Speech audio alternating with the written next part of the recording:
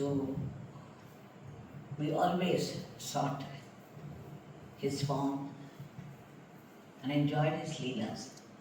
நம்ம அவரை உருவமாக நினச்சதுனால அவருடைய லீலைகளை இன்னி வரலும் நம்ம அனுபவிச்சு வந்துருக்கிறதுனால அவர் தன்னுடைய உருவம் அப்படிங்கிறத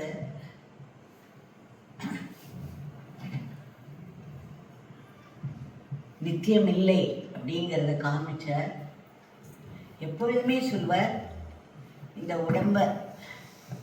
உடம்பு அழியக்கூடியது, இந்த பிச்சைக்காரன் இந்த உடம்பு தான் அப்படின்னு யாரும் நினைக்கக்கூடாது. இந்த பிச்சைக்காரன் இந்த உடம்பை மட்டும்தான் அப்படின்னு நினைக்கிறவங்க எல்லாரும் சுயநலம் கொண்டவர்களாகவும் குறுகிய மனப்பான்மை உடையவர்களாகவுமே இருப்பார்கள். துன்பத்தை எதிர்நோக்க சக்தி இல்லாதவர்களாக ஆகிவிடுவார்கள். அப்படிலாம் சொல்வார்.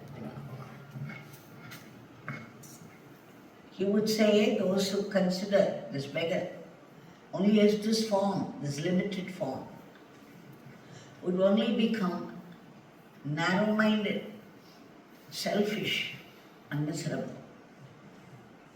ஸோ அந்த காலத்திலேருந்தே தான் உருவம் இல்லை, தான் எங்கும் நிறைந்தவர் தான், தன்னை உருவமும் பார்க்கக்கூடாது, தன்னுடைய நாமம் யோகி ராம் சரத்குமார் அது ஒன்று தான் நிரந்தரமானது, இந்த பிச்சைக்காரனுடைய உடல் அழியக்கூடியது என்று சொல்லி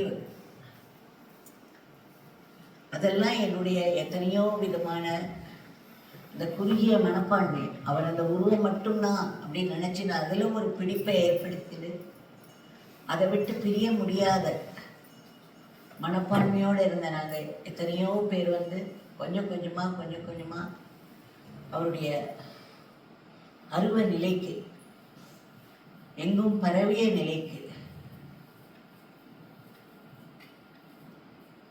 உரியவர் அப்படிங்கிறத மனசுல ஏற்றுக்கொள்ள ஆரம்பிச்சோம். அந்த சமயத்துல பகவான் தன்னுடைய இறுதி நாட்கள்ல அவர் என்ன சொல்ல நினைத்தாருங்கிறது வருஷா வருஷம் நம்ம எல்லாரும் நினச்சி, அதுக்காகத்தான் இதை நான் ஷேர் பண்ணிக்கிறேன். அப்போ அவர் நமக்கு கொடுத்த படிப்பினைகளை நம்ம திரும்ப மனசுக்குள்ளே கொண்டு வந்து அதை நம்முடைய ஆத்மாவில் இறக்கி கலக்கணும். In those days when you